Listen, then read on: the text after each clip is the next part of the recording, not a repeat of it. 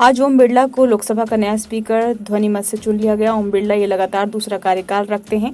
इस दौरान प्रधानमंत्री नरेंद्र मोदी, लोकसभा में नेता विपक्ष राहुल गांधी और सदन के अन्य सदस्यों ने भी ओम बिरला को स्पीकर चुने जाने की बधाई दी।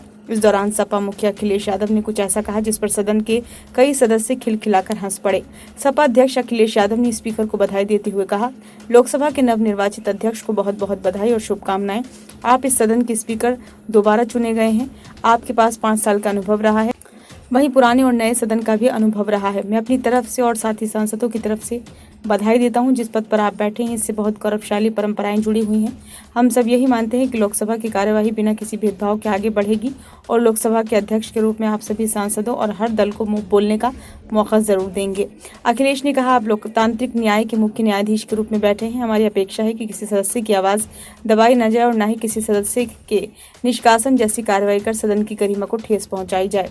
आपका अंकुश विपक्ष पर तो रहता ही है, लेकिन आपका अंकुश सत्ता पक्ष पर भी रहे। अध्यक्ष महोदय, आपके इशारे पर सदन चले, इसका उल्टा ना हो। हम आपके हर न्याय संगत फैसले के साथ खड़े हैं। मैं नए सदन में पहली बार आया हूं। जिस सदन से मैं आया हूं वहां स्पीकर की कुर्सी बहुत ऊंची है। मुझे लगा कि हमारे स्पीकर की कुर्सी भी ऊंची होगी। मैं किसको कहूँ कि ये कुर्सी और ऊंची हो जाए। मुझे उम्मीद है कि आप सत्ता पक्ष की तरह ही विपक्ष का भी सम्मान करेंगे। जैसे ही अखिलेश ने स्पीकर की कुर्सी को लेकर बात कही तो सदन के कई सदस्य खिलखिलाकर हंस पड़े। विपक्ष के नेता राहुल गांधी ने ओम बिरला को लोकसभा अध्यक्ष चुने जाने पर बधाई देते हुए कहा, मैं आपको दूसरी बार स्पीकर चुने जाने के लिए बधाई देना चाहता हूं। मैं आपको पूरे विपक्ष और इंडिया गठबंधन की तरफ से बधाई देना चाहता हूं। ये सदन भारत के लोगों की आवाज़ का प्रतिनिधित्व करता है और आप उस आवाज़ के अंतिम निर्णायक हैं।